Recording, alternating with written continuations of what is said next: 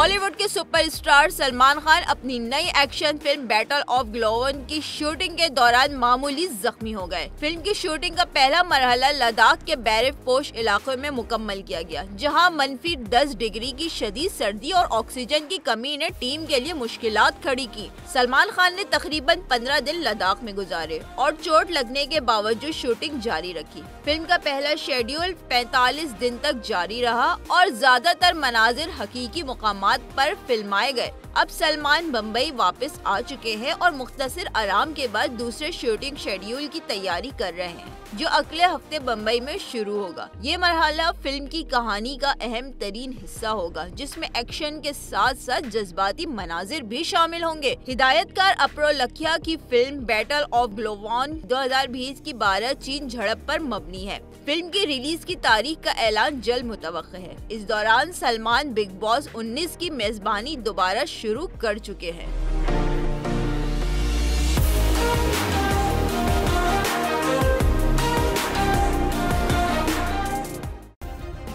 Subscribe करें और bell दबाएं ताकि कोई खबर रह न जाए।